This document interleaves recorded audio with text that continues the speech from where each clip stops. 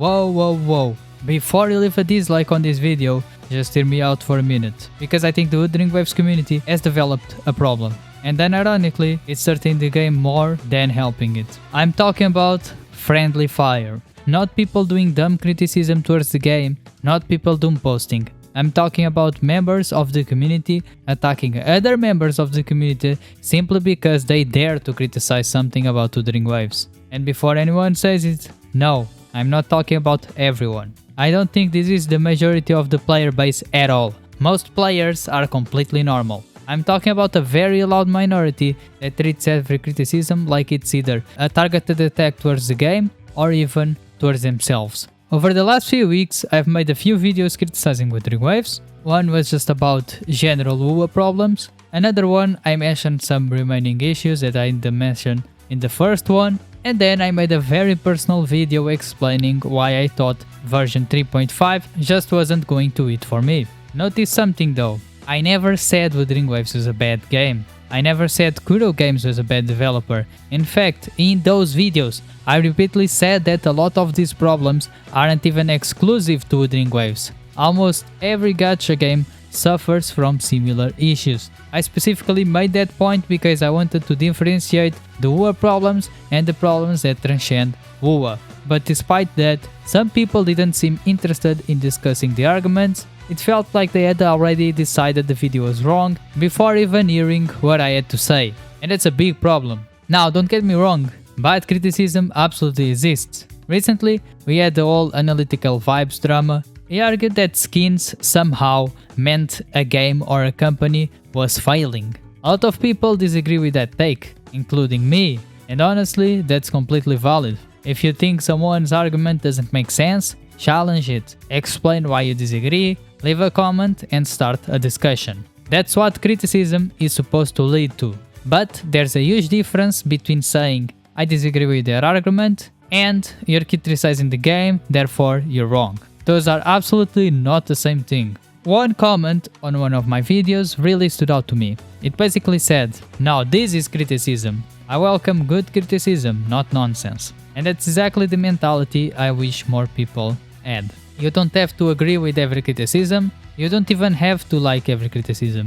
But you should at least listen to it before deciding whether it's valid or not. Here's the thing, as games improve, the criticism naturally becomes smaller. When Wuthering Waves launched, people were talking about optimization, bugs, localization issues, performance, crashes. Those were the biggest fires that needed to be put out. But now, most of those issues have either been fixed or significantly improved. So naturally, people start talking about other things like HP inflation, event design, version pacing, weekly modes, store introductions, and that doesn't mean that people suddenly hate the game. It means the game has gotten good enough that the remaining discussions are about the finer details. And honestly, that's a compliment. Because if people are nitpicking your game, it usually means you've already solved the bigger problems. That's why I think this friendly fire is so counterproductive. If someone clearly wants the game to succeed, if they're making constructive criticism,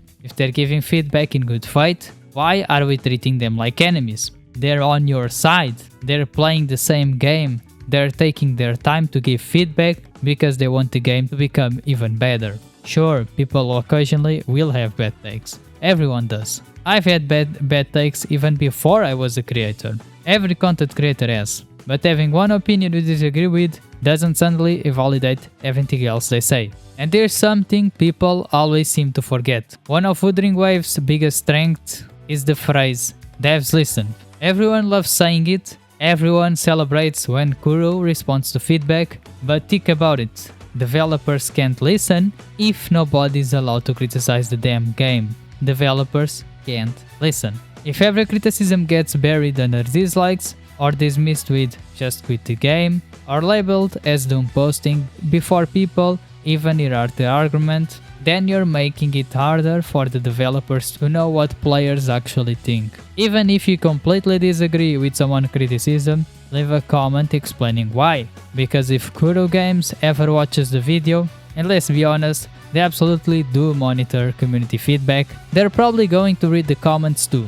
If every comment agrees, that tells them one thing. If the comments are split 50-50, that tells them something else. That feedback is valuable, far more valuable than simply trying to silence the discussion. Ironically, I've even experienced the opposite. I criticized the old weekly mode, Kuro changed it, and I actually prefer the older version now, which is crazy.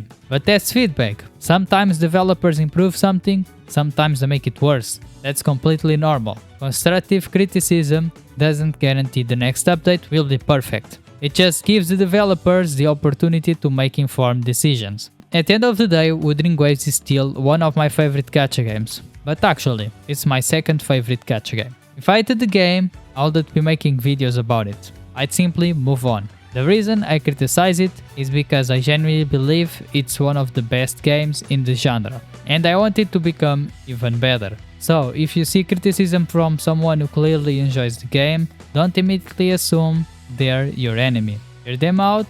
If you disagree, explain why. Start a conversation.